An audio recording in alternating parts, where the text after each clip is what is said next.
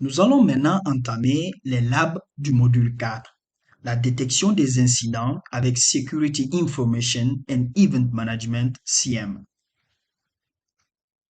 La solution Security Information and Event Management (SIEM) est au cœur du SOC et aide les analystes SOC à corréler et à analyser les événements de sécurité et à identifier les activités inhabituelles ou suspectes sur l'infrastructure informatique de l'organisation. La création de cas d'utilisation et le tri des alertes sont deux tâches principales du rôle de l'analyse SOC. L'analyse SOC doit créer des cas d'utilisation pour détecter certains types de comportements anormaux et générer une alerte si un tel comportement est détecté.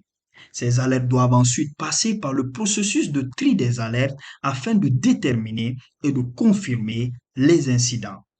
Les labs de ce module vous aideront à créer des cas d'utilisation et à générer des alertes sur les comportements anormaux les plus courants.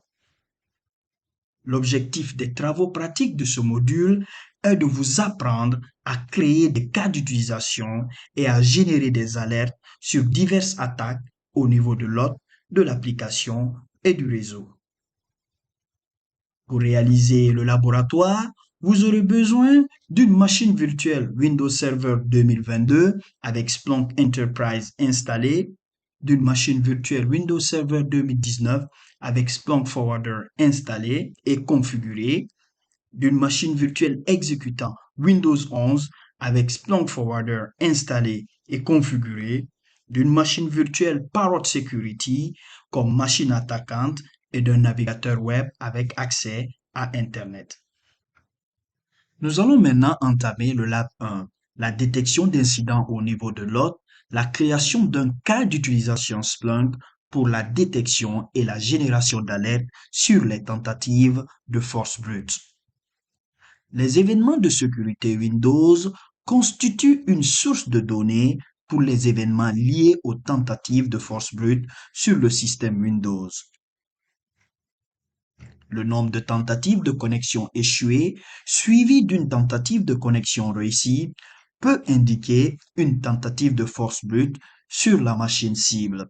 En tant qu'analyste SOC, vous devez être en mesure d'identifier le besoin de surveillance, la source d'événements et la configuration minimale nécessaire pour détecter ce type de tentative. L'objectif de ce laboratoire est de créer un cas d'utilisation Splunk SIEM afin de détecter les tentatives de connexion échouées plus de 5 fois et générer des alertes à ce sujet. Pour réaliser le lab, il vous faut une machine virtuelle Windows Server 2022 avec Splunk Enterprise installée dessus, d'une machine virtuelle Windows Server 2019 avec Splunk Forwarder installé et configuré, d'un navigateur web avec accès à Internet et d'une machine virtuelle Parrot Security en tant que machine attaquante. Nous allons maintenant passer à la pratique.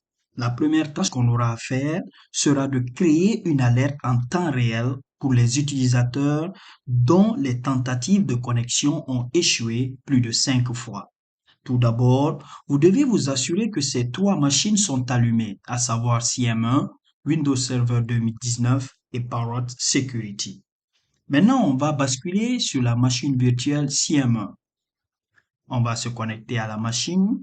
On va entrer le mot de passe P majuscule A $W0RD, puis entrer. Ensuite, on va lancer un navigateur, ici de préférence Google Chrome. On va entrer l'URL localhost 2.8000. Puis, on va se connecter avec l'identifiant admin et le mot de passe admin @123. Puis, on va cliquer sur connexion. Une fois connecté, au niveau du volet gauche, on va cliquer sur Splunk Forwarder. Ici, dans la barre de recherche, nous allons taper une requête dans cette zone pour détecter les échecs de connexion survenus plus de 5 fois. On va venir dans notre lecteur partagé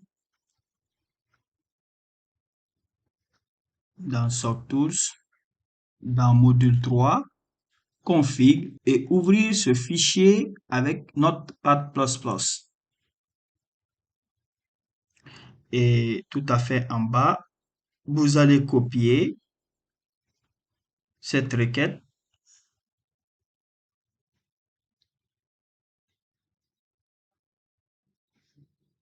et venir le coller dans la barre de recherche. Ensuite, on va sélectionner ici en mode verbeux, puis on va cliquer sur le bouton de recherche. Vous verrez ici les tentatives de connexion de plus de 5 fois. Maintenant, on va créer une alerte en cas d'échec de tentative de connexion. Pour ça, au niveau de enregistrer sous, on va cliquer et cliquer sur alerte. Comme titre, on va donner échec des tentatives de connexion. Au niveau de la description, on va mettre plus de 5 tentatives de connexion infructueuses sont identifiées. On va cliquer sur privé, puis temps réel. Ensuite, on va cocher troll. Puis taper ici nom du compte.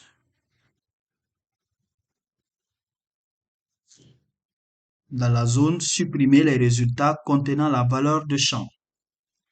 Ici, on va donner 2 minutes.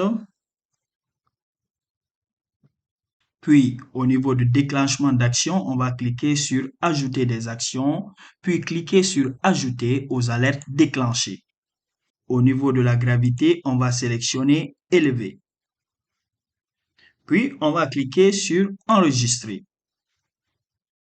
Et vous verrez une fenêtre pop-up affichée indiquant que l'alerte a été enregistrée. On va fermer la fenêtre. Maintenant, on va basculer sur notre machine virtuelle Parrot Security. On va lancer le terminal en cliquant sur Make Terminal. On va se connecter en tant que root, sudo su, le mot de passe Tor, T-O-O-R, entrée, CD. Maintenant, on va taper la commande pour faire un brute force attack. Voilà. Cette commande hydra-l root pour faire une attaque par force brute. Maintenant, on va basculer sur notre machine virtuelle CM1 pour voir si une alerte a été déclenchée. On va cliquer sur Activité, puis cliquer sur Alerte déclenchée. Vous verrez ici que l'alerte de tentative de connexion échouée a été déclenchée. Maintenant, on va cliquer sur Afficher les vues.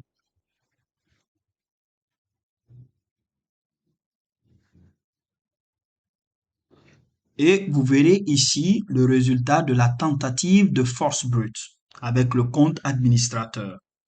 De cette manière, vous pouvez créer un cas d'utilisation et générer des alertes pour les tentatives de force brute.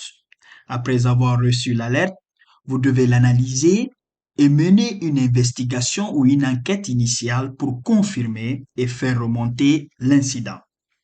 Ceci marque la fin du Lab 1, analyser et documenter les résultats de cette expérience. Merci.